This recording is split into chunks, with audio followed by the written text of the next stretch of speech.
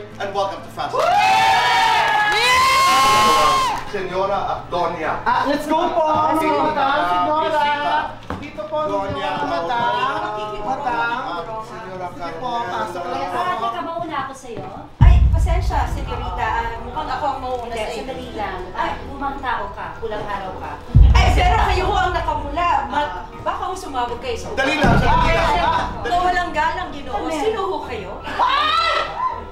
Ang lakas ng loob magtanong ng babaeng ito. Ika'y nasa bahay ko, senyora.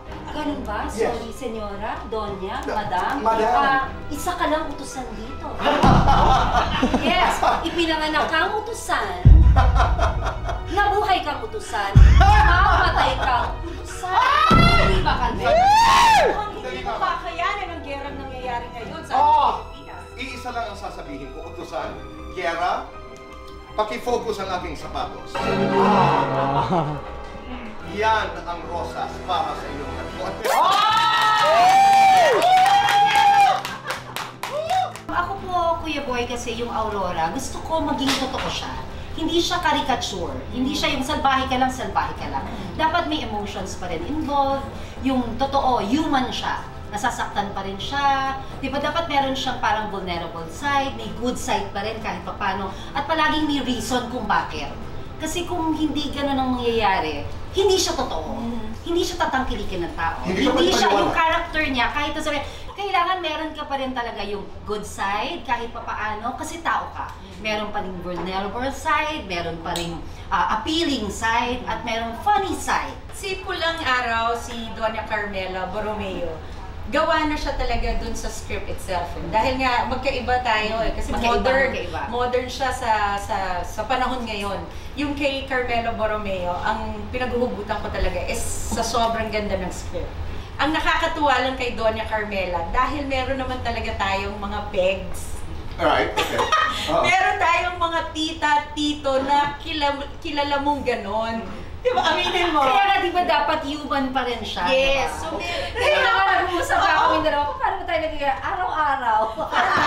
For life. For life kami magiging mangingialam, I guess. Okay. Siyempre, di ba, ang magulang naman kasi wala namang wala namang gusto para sa kanilang mga anak ay ang magkaroon ng maayos na buhay, magandang buhay, may takot sa Panginoon, mabuting mga bata, hindi ba? So, ako, I guess, hindi ako titigil ng kakasabi at kaka-advise, lalo na ako nakikita kong hindi maganda.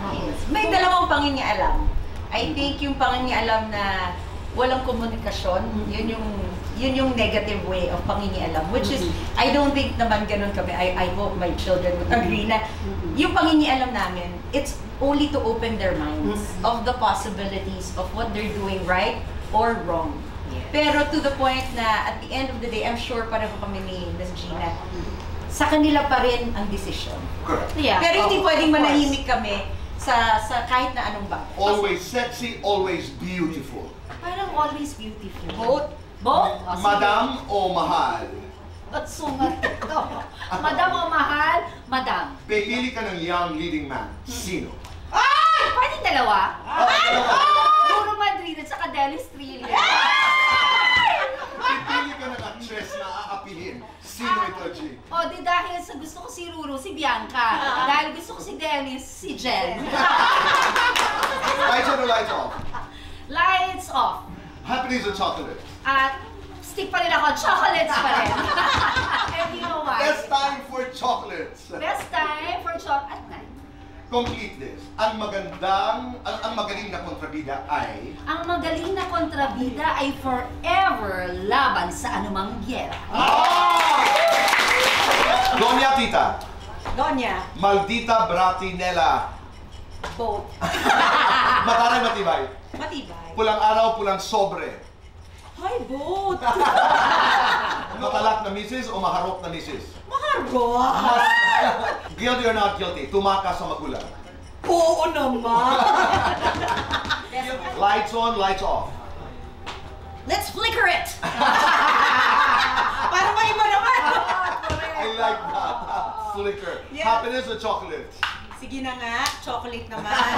Best time for chocolates. Always. Complete this. Kung walang kontrabida, Walang bida at boring ang buhay. ah!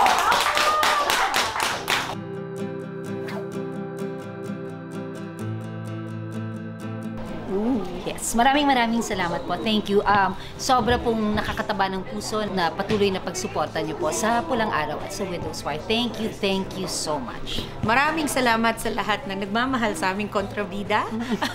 I guess, isang malaking pasasalamat dahil nandito kami dahil din sa inyo. At ang feeling namin, we're doing a good job, I Yes! guess, no? Maraming mga revelations na... Maraming namamatay sa kanila. Yes, at marireveal na. Maraming revelations po. Itong mga susunod pang gyera, linggo-linggo ng Widow's War. Sa Pulang Araw naman, alam na natin ang history na nanalo ang mga Amerikano. Pero paano nga ba umabot doon? At paano nga ba nagpursige ang bawat Pilipino para mapagtagumpayan ang gerang kinaharap? Woo!